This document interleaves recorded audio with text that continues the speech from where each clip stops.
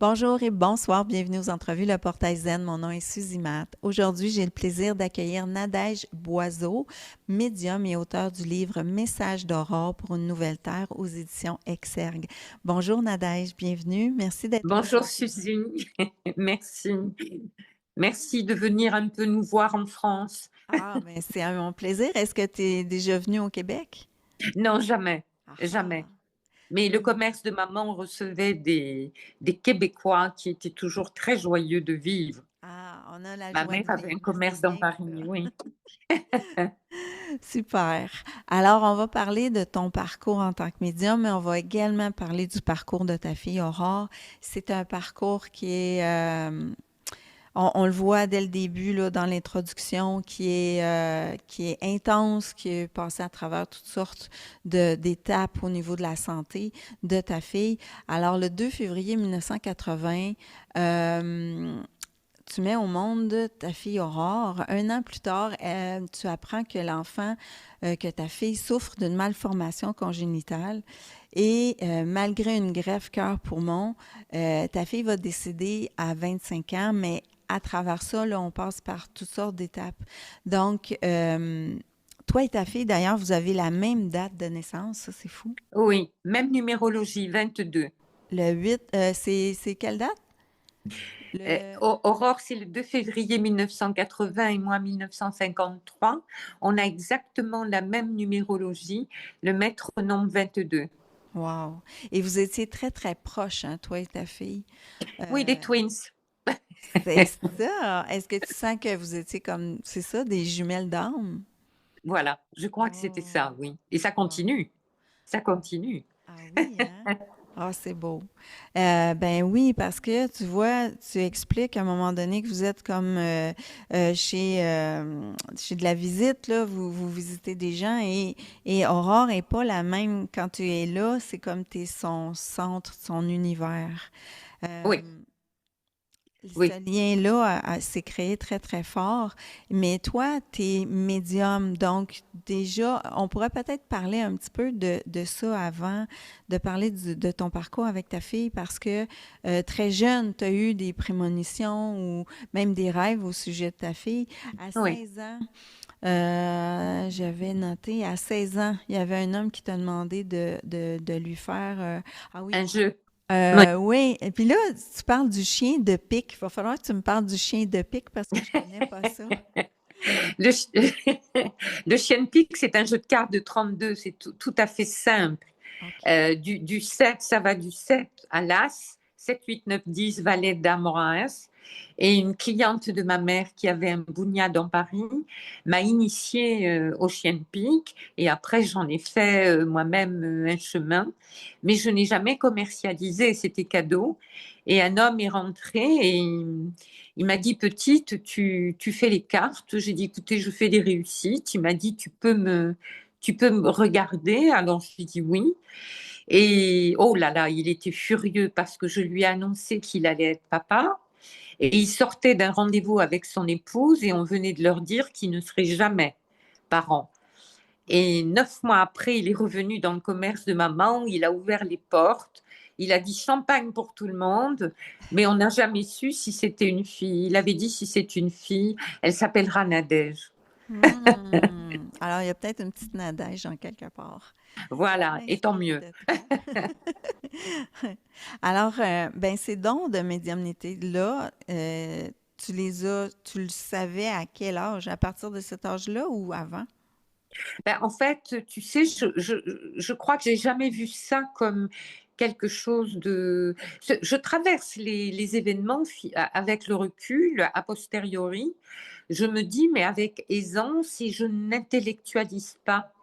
Je vis ça presque normalement, alors qu'en effet, c'est pas tout à fait normal pour Mm, tous. mm. Mais en tout cas, j'ai la conscience de le mettre en œuvre et à l'aide des autres. J'essaye d'aider les autres, en tout cas. Oui, oui, depuis longtemps. Mais aussi, Aurore disait à un moment donné qu'elle ressentait quand tu mettais ses mains sur elle. Oui, Ça, je la brûlais. Je la oui. brûlais. Elle Donc, me disait, maman, tu me brûles. oui. Et moi, je n'avais pas mis ça sur le compte du magnétisme. Mm. C'est une, alors ça encore, c'est encore une histoire de, bon bref, c'est une médium que mon deuxième mari était allé voir et elle lui avait dit: «Monsieur, votre femme est un soleil». Alors lui, il l'a pris au deuxième degré et elle a demandé à me voir. Et elle m'a dit: «Madame, vous pouvez soigner votre fille. Vous avez en vous, du magnétisme suffisant pour aider Aurore à passer les épreuves». OK.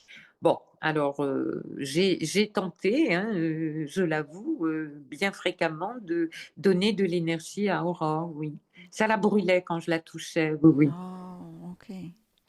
Alors, bon, OK. Donc, je voulais juste établir le fait que tu étais déjà médium, mais ça a un lien avec tout ce que tu as vécu après ou pendant cette expérience-là, ce moment-là avec la santé de ta fille. Euh, Ce qui m'est venu aussi, c'est qu'à un moment donné, vous avez fait une campagne de presse pour aller chercher des levées de fonds et on remarque comment les gens ils sont présents et généreux quand il y a un enfant en jeu comme ça. Ici au Québec, il est arrivé la même chose avec ma cousine qui Ah, avait besoin de sang, de transfusion de sang pour son opération à cœur ouvert. Puis, en tout cas, il y avait des centaines de personnes qui se sont présentées pour ça. Alors, c'est drôle, ça m'a rappelé ça. Alors, parle-moi un petit peu là, de ce qui s'est passé au niveau de la santé d'Aurore et pourquoi avoir passé à travers ce cheminement-là, tu crois? alors Aurore, donc je rêve 3 nuits de suite que je la perds. On est en novembre 81. Je trouve une équipe parce que malheureusement en France, ça ne se pratiquait pas encore la greffe cœur-poumon. Moi, j'ai investi tout de suite psychologiquement sur la greffe cœur-poumon. J'étais admirative du professeur Barnard qui avait greffé du cœur dans les années 60-70. Et si tu veux, j'avais suivi l'émission et je me suis dit que pourquoi pas greffer le cœur et les poumons un jour. Seulement pour les enfants, la première mondiale a eu lieu à Londres par le chirurgien Magdi Yacoub, un Égyptien, qui était, si tu veux, le seul homme qui pratiquait la greffe cœur-poumon sur enfant. Une fois que je me suis déplacée à Londres, du fait qu'il n'y avait pas de convention internationale, dès que je suis rentrée avec Aurore, puisqu'il acceptait de l'opérer un jour, il me fallait trouver les fonds. J'ai compris, si tu veux, que je n'y arriverais pas déjà toute seule. Et j'ai eu l'idée d'aller porter une lettre ouverte à la presse à Marseille. Et cette lettre ouverte a invité quelque part tous les médias à venir m'aider. Et ils sont tous venus, hein, que ce soit les radios, les télévisions. Et alors là, il y a eu une solidarité nationale, internationale. Wow. Je profite de ton émission pour remercier le monde entier, puisque les dons arrivaient du monde entier. Et Aurore a donc été greffée à l'âge de 6 ans et demi en 1987 et elle a survécu 22 ans à sa greffe cœur-poumon, Quand même. ce qui est assez exceptionnel, oui. Ah oui, hein? En OK. durée, c'est exceptionnel, oui. Même a pu aller à l'école. Elle a Elle passé le bac philo, oui, oui, elle a passé le bac philo. On va dire qu'elle avait 6 mois sur 12 où ça se passait plutôt pas mal, hein. Et il y avait 6 mois compliqués avec du rejet des fois, des infections, mais elle était très, très performante. Elle s'accrochait, hein, au rideau, elle s'accrochait à tout. Et en plus, elle était très drôle, donc ça gâchait rien. Ah, wow. Donc là, Aurore prend son envol le 18 janvier 2008. Oui.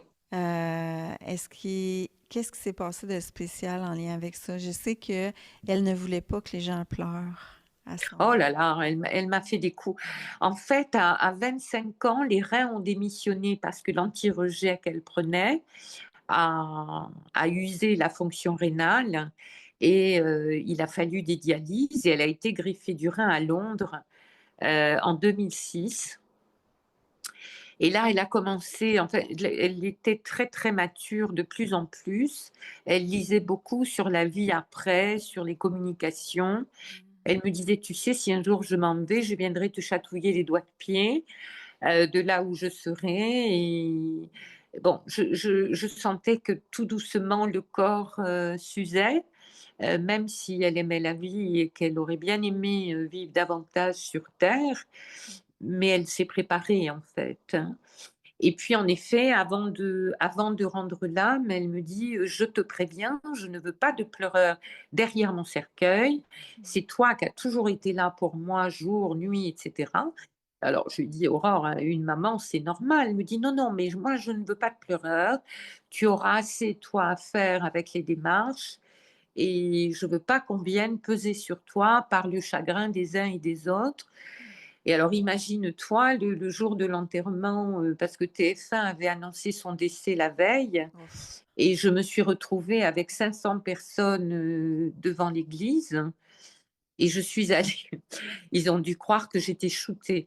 Je suis allée vers des gens en disant, ne vous inquiétez pas, tout va aller très bien, ne vous inquiétez pas, parce que je voulais respecter les vœux d'Aurore. Et d'abord, ils ont tous pensé que j'étais shootée, hein, très honnêtement. Et j'ai tout fait moi-même pour ne pas pleurer pour elle, parce qu'après tout, c'est ce qu'elle demandait. Mais tu penses bien que ses amies d'enfance, elles avaient évidemment du mal à retenir leurs émotions. Mais elle avait une très grande élégance. Ce n'était pas une pleureuse, c'était plutôt quelqu'un de très, très rieur. On voit Et elle ne sa voulait... photo dans ton livre, hein? On voit sa photo, une belle blonde, une belle femme. Oui, et en plus, la photo, on dirait une vierge. Ouais. L'hôpital Saint George's à Tooting Broadway à Londres, c'est le quartier pakistanais. Et pour la divertir un peu, on a fait la braderie des boutiques pakistanaises. Et je lui ai dit, écoute, tu sais pas, on va devenir pakistanaise. Donc, on avait chacune notre Ah tenue. oui, c'est vrai. Oui, oui, oui. Voilà, il Je fallait sais. mettre de Ah, la couleur dans la vie, en fait. ok. C'était beau. C'est vraiment. Oui, c'est vrai. Cette image-là. Oui, on dirait une vierge sur cette photo.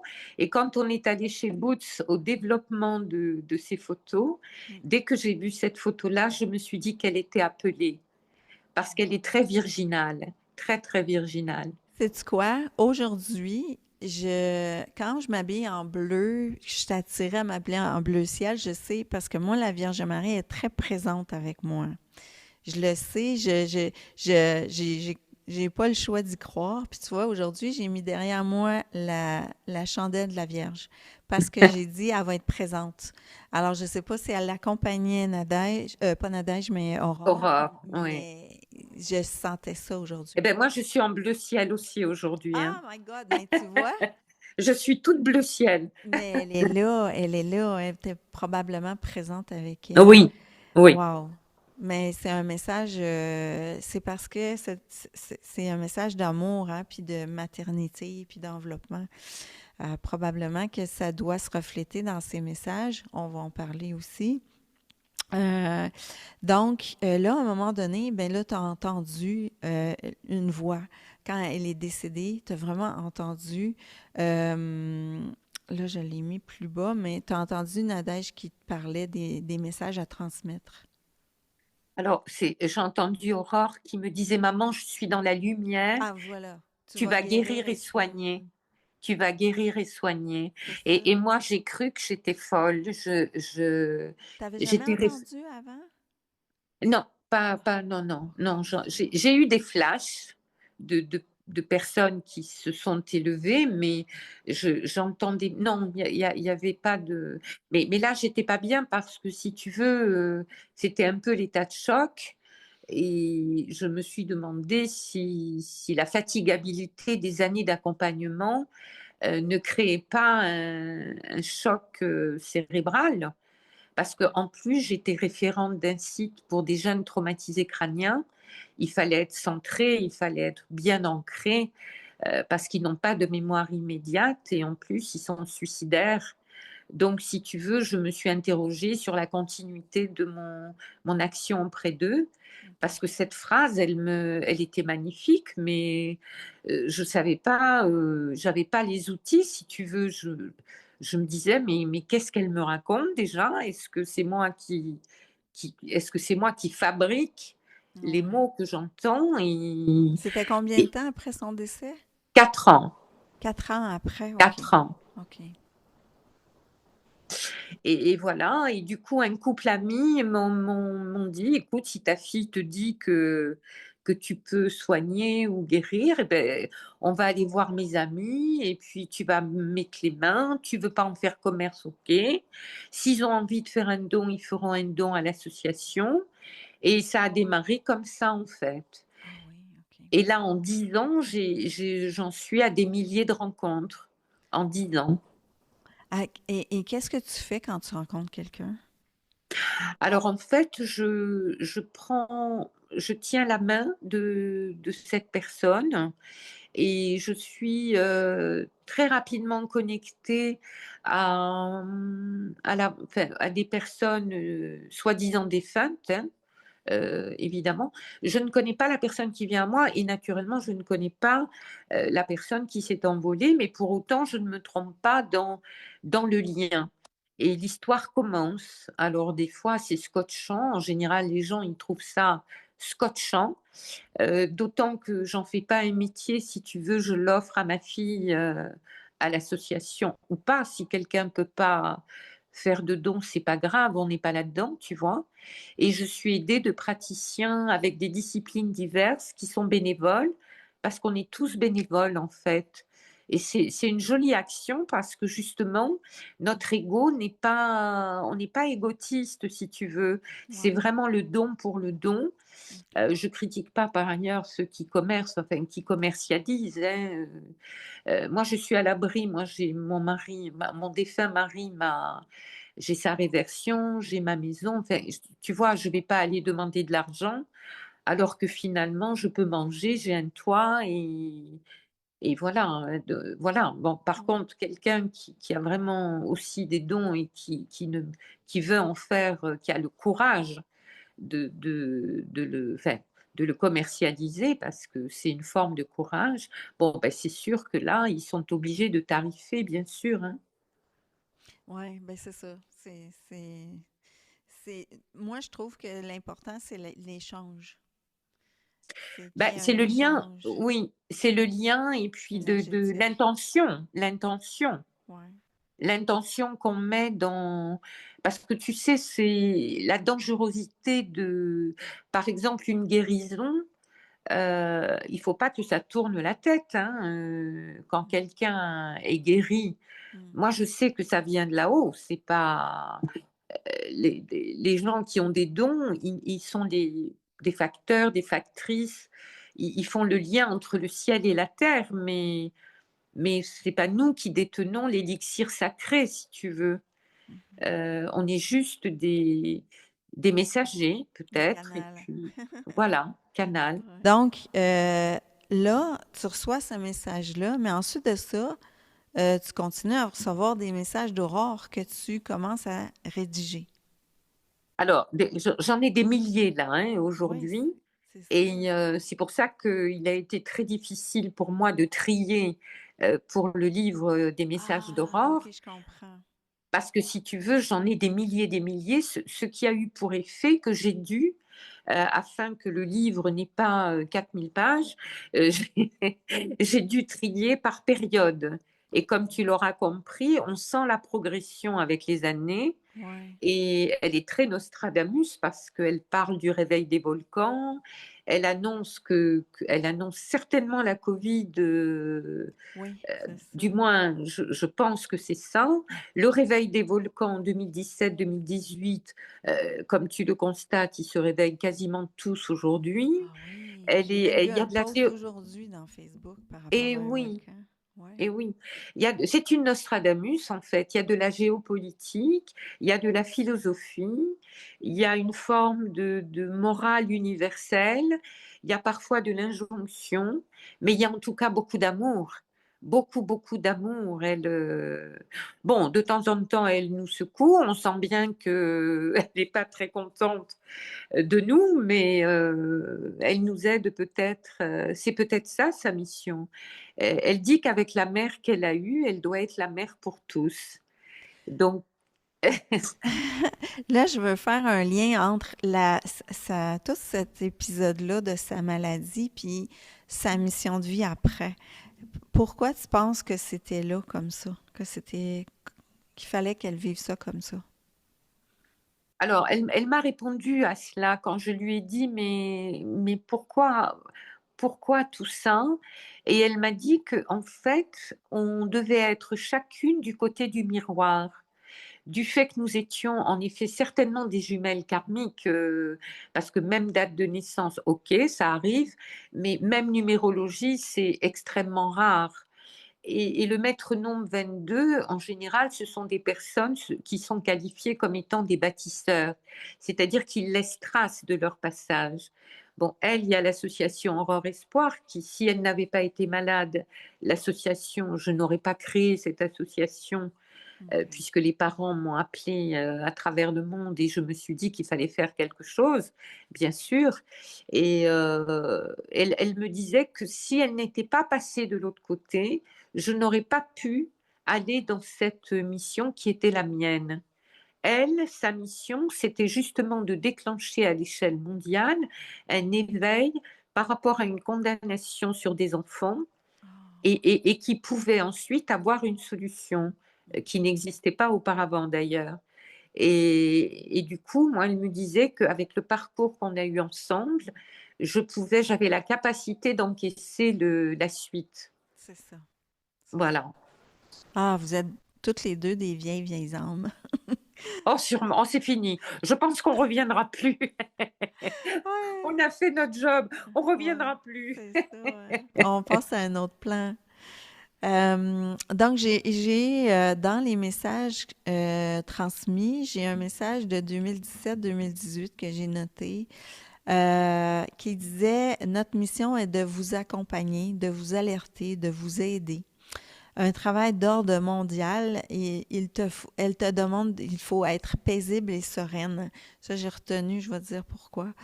Et agir enfin, elle te demande d'agir enfin.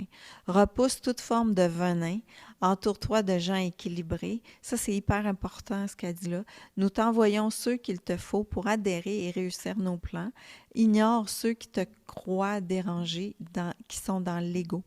Alors, c'est ça la grosse problématique de l'être humain, c'est d'être dans un ego. Et moi, avec Hmm. le cheminement, oui, les gens qui sont en cheminement spirituel vont parler de l'ego, mais je trouve qu'ils ne comprennent pas encore assez. Ben, Les gens ne oui. comprennent pas encore assez c'est quoi. Ben, c'est très compliqué parce que le moi-je, c'est pas le nous. Et finalement, spirituellement, si on n'est pas dans le nous, on n'a pas sa place normalement. Et beaucoup viennent chercher une forme de reconnaissance, alors que le don pour le don, il n'y a pas de reconnaissance. Tu donnes et tu n'attends rien. Et comme tu n'attends rien, tu reçois tout. Mais ça n'est pas défini, si tu veux, c'est pas quantitatif, c'est plutôt qualitatif. Et quand l'humilité rejoint la simplicité, le cadeau, il est total, hein. Tu vois, tu n'es pas... Parce que la preuve, il y a eu des guérisons, et tu te doutes bien que si vraiment tu décidais, tu voudrais que tout le monde guérisse. Et c'est pas le cas. C'est-à-dire que là, et heureusement, parce que là, on se mettrait le chapeau sur la tête, hein. Ouais. Mais tout ça est fait pour nous tester dans l'humilité, la simplicité et maintenir la dignité de ceux qui viennent à toi et qui sont soit en fin de vie, soit en courte vie. Et il faut avoir l'élégance, si tu veux, de les accompagner dans la joie et surtout le cœur en avant, quoi. Pas l'ego, pas Non. l'ego. Puis tu En tout cas, vois, pas l'ego négatif. ben, ouais. Tu vois, tu me parles de ça, puis j'avais déjà noté en dessous, détaché de toute intention ciblée dans l'ego. Mais en fait, c'est ça, c'est une vie de service, puis on est là pour Eh oui, servir les autres. Et là, tu me parles de ça, puis tout ce que je vois en ce moment, c'est on est puis ça, j'en parle un petit peu dans mes vidéos. On est dans une guerre du bien et du mal. Même Greg Braden, il en parle de ça. C'est une guerre du bien et du mal, dans le sens que, euh, bon, c'est ce que j'expliquais aussi, on est dans un monde de dualité. Donc, dès que la lumière monte, ben la noirceur aussi. Et tu remarqueras que ce qui fonctionne pas, c'est parce que l'humain est centré sur son propre besoin, ou les grands dirigeants sont centrés sur leurs propres besoins, ou les oligarques ou les gens qui ont beaucoup, beaucoup d'argent, ben, plus ça va, plus ils ont de l'argent, moins les gens ont de l'argent. Avant, le rêve américain, c'était de pouvoir s'acheter une maison, une voiture, avoir sa famille, son chien, son chat. Maintenant, les gens sont même plus en mesure de s'acheter une maison. On est là-dedans. Elle en parle, Aurore. Elle en parle, Aurore, dans ses messages. Elle dit qu'on est dans l'ère de pierre. Okay. Et la pierre, c'est froid, c'est rigide. Et elle dit on doit sortir de l'ère de pierre pour une ère d'amour. Et d'après elle, 2029 et 2030 seront des années favorables et qui vont justement élever les consciences, parce que là aussi c'est une histoire de conscience, et que du coup on va passer dans une ère différente. Hmm.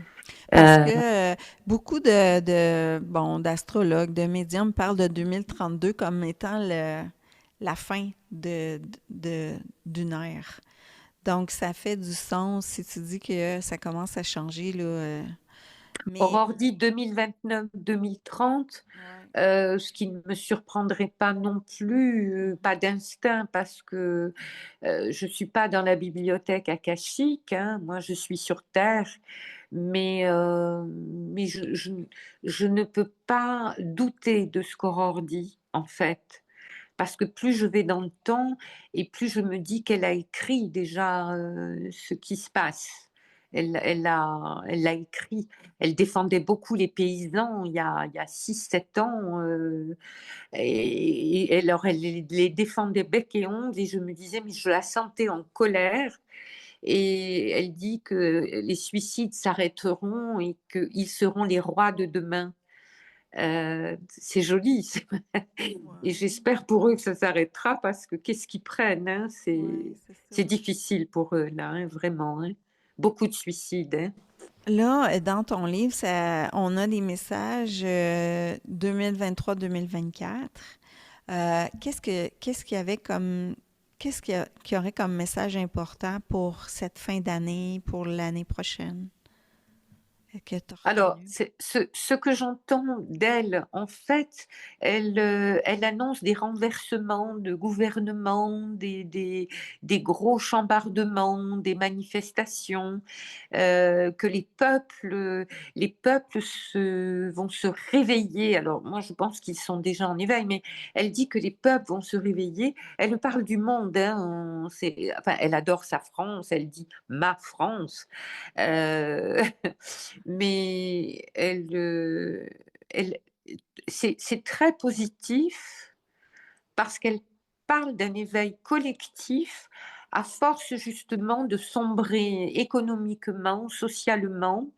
Elle dit que les humains, on a cette capacité à fédérer dans le malheur.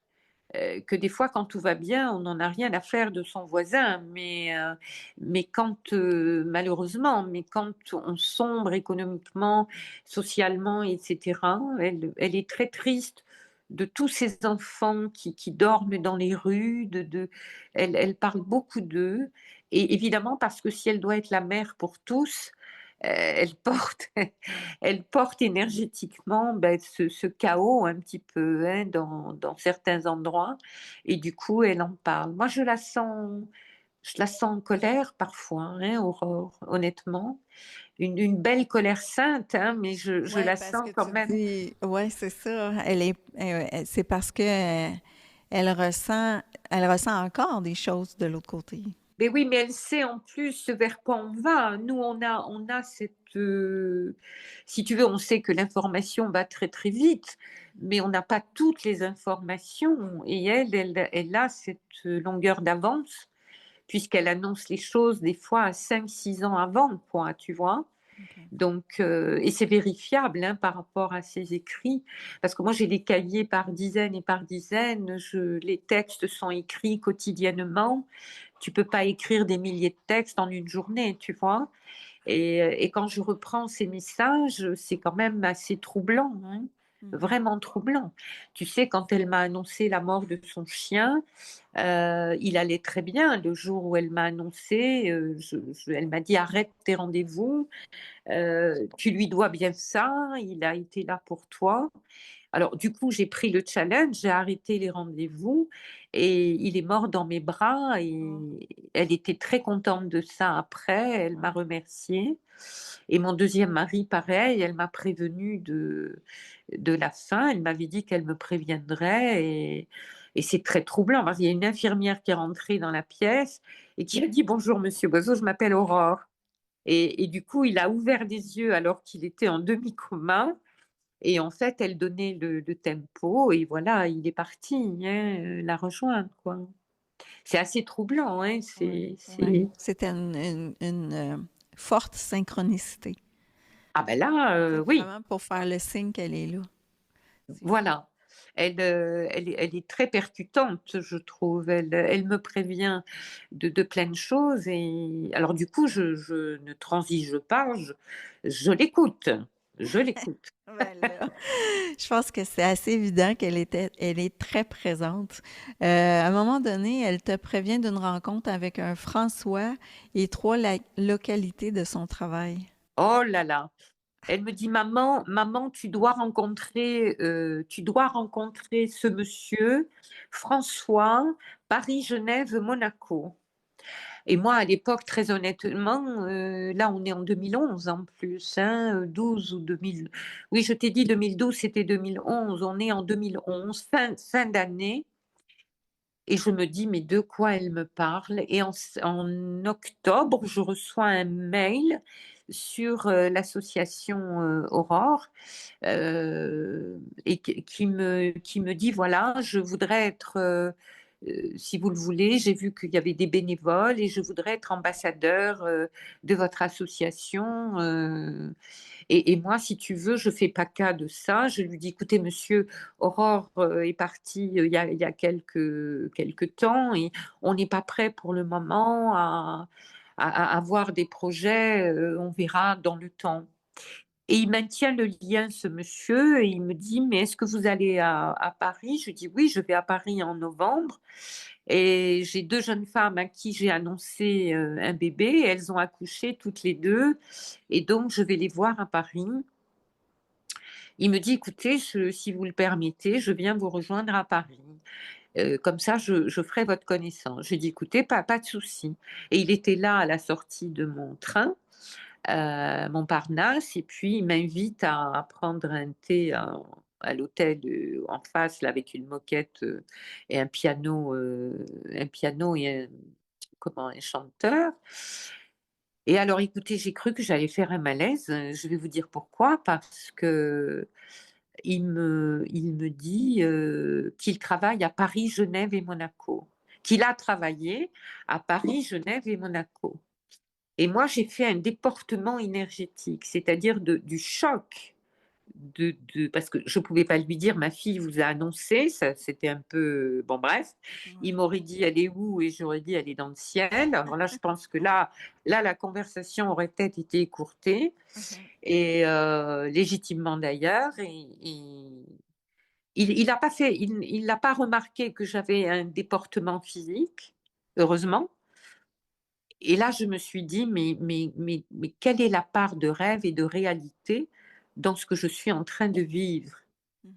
Et, euh, et du coup, oui, c'était le prénom. Enfin, c'est un prénom composé, Pierre-François. Mais si vous voulez, le mail qu'il m'avait envoyé, il y avait une publicité à l'époque. Il y avait beaucoup de publicités et ça cachait le prénom Pierre. Et du coup, elle s'est pas trompée. Il y avait quand même François, oui, oui. Voilà, donc il fait partie du staff bénévole, il accompagne la mission. Enfin bon, c'est un truc de.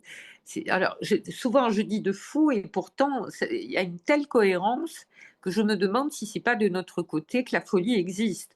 Mm. Parce que de son côté, la précision des informations est assez scotchante quand même, hein. Mais quand on est aligné, justement, avec notre présence, notre énergie, ces synchronicités-là se mettent en place. Et c'est quand on est désaligné. Qu'est-ce qui est le plus grand message d'Aurore pour les gens? Pourquoi elle veut transmettre ces messages-là? Alors, comme je vous l'ai dit, quand je lui ai demandé quelle était sa mission aujourd'hui, avec tout ce qu'elle avait déjà traversé, elle m'a répondu que pour me joindre, enfin, pour communiquer avec moi, il fallait qu'elle traverse 3 sphères, et que l'exemple maternel qu'elle avait eu lui permettait aujourd'hui d'être la mère pour tous OK. et d'aider à l'échelle universelle. Voilà, ça a été sa réponse en fait. C'est Parce sa qu'on, mission. parce que, ben, des fois, je fais de la canalisation.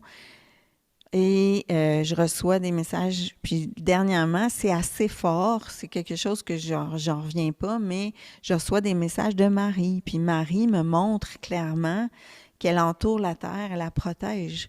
On va passer à travers des choses difficiles, mais que c'est comme si la lumière va gagner. C'est ça. Est-ce que c'est ça aussi qu'elle a dans son message? Parce que là, j'ai pas tout lu ces messages, mais je ressens Oui, ça. c'est ce qu'elle dit. Elle dit que de toute façon, la laideur ne vaincra pas.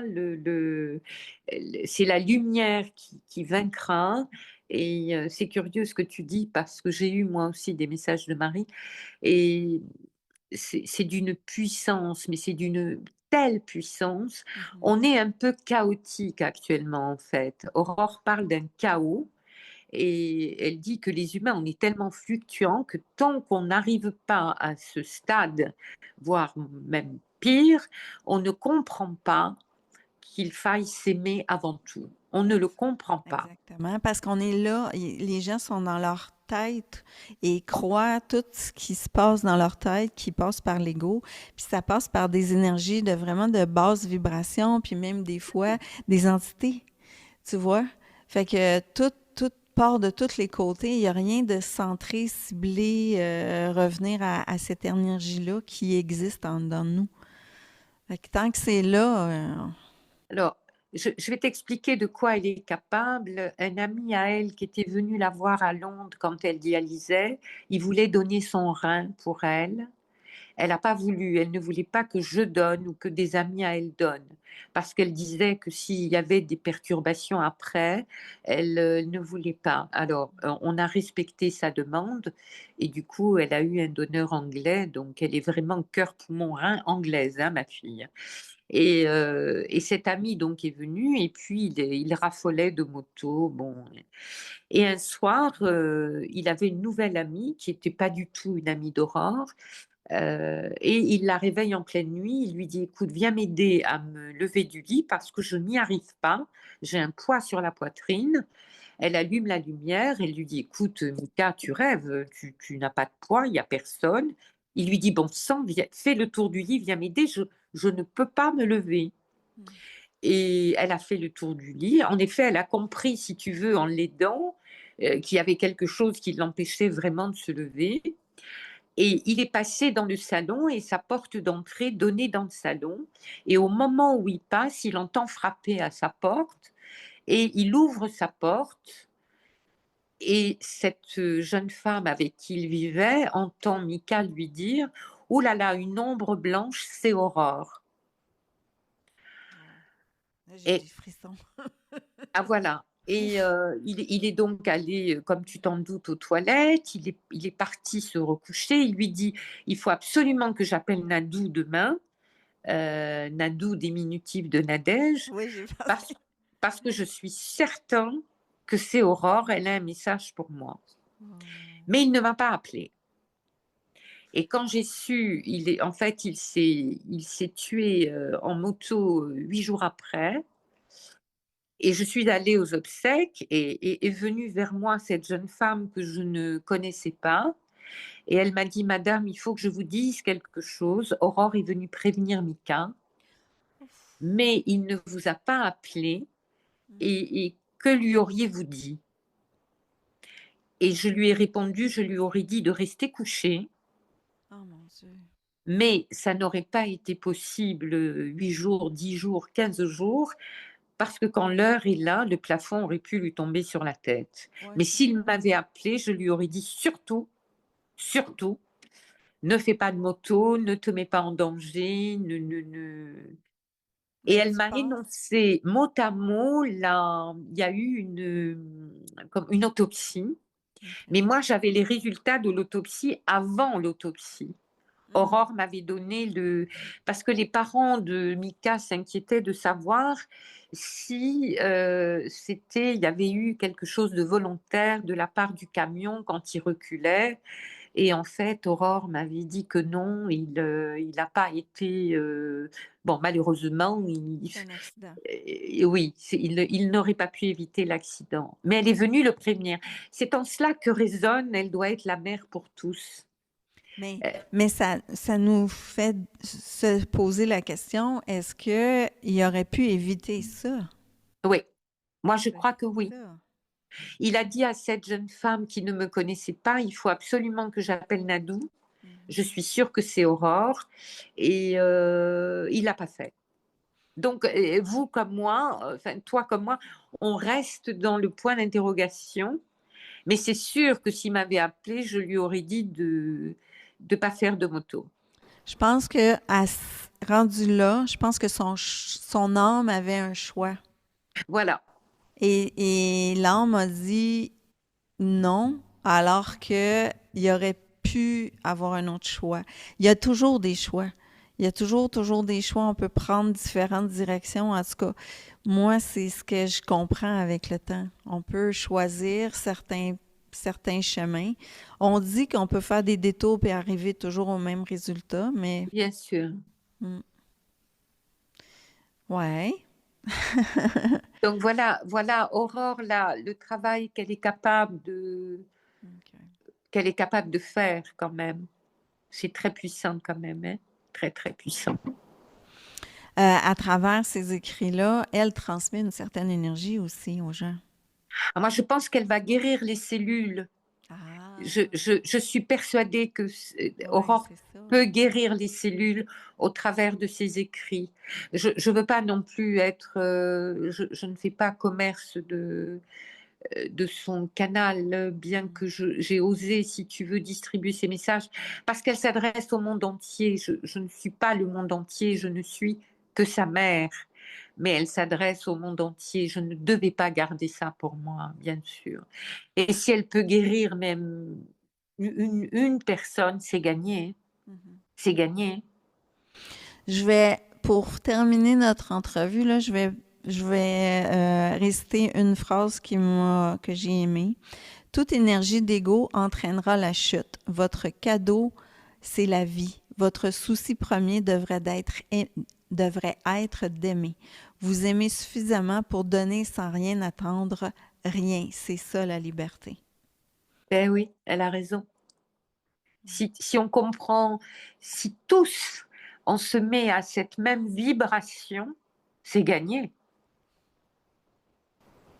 Puis je pense sincèrement que même si c'est pas tous les gens qui travaillent sur eux, ceux qui le font haussent un taux vibratoire et ça touche les gens Bien sûr, peut-être même inconsciemment. Ça bien touche les sûr, gens autour, ça touche les gens au niveau du collectif. bien sûr. Je crois je crois qu'on sous-estime la puissance du divin et du sacré parce que embringué là dans nos obligations, dans des tas ce mental qui fiche en l'air toutes ces vibrations sacrées d'ailleurs, hein. À trop mentaliser, on n'y arrive pas, on tourne en boucle, hein. Et quand on lâche prise, on se rend compte que les choses deviennent beaucoup plus fluides et c'est joli et on est beaucoup plus serein, beaucoup plus apaisé, quoi que l'on vive, hein, parce Moi, que chacun de nous est testé, bien sûr, hein, dans ouais, l'enseignement, ouais. chacun de nous, hein. Je me pose, je suis tu sais, le moment présent, puis je me pose toujours la question, est-ce que dans mon moment présent, ça va bien? Là, je réponds, mais oui. Alors, pourquoi m'en faire? C'est sûr, ici, maintenant, ben oui, Hein? C'est ça. bien Merci sûr. beaucoup, Nadège. Merci de C'est ce moi, bel Suzy. échange. Et puis, je sais que ta fille devait être présente aussi Ah oui. dans cette entrevue-là. J'ai ressenti l'énergie là, maternante. Alors, je vais inviter les gens à se procurer ton livre Message d'aurore pour une nouvelle terre aux éditions Exergue. Et puis, laissez-vous, comment je pourrais dire ça? Laissez-vous imprégner de cette belle énergie-là, de cette belle âme-là et de toi aussi. Et puis, je vais mettre les liens si les gens veulent te retrouver ou te consulter ou voir ce que tu fais. Je, je vais te les envoyer. Super. D'accord? Je vais mettre ça sous la vidéo. Merci à tous. Merci d'avoir partagé ce moment avec nous. Et puis, on se retrouve à une prochaine. Merci beaucoup. Au revoir à tous. Au revoir, Suzy.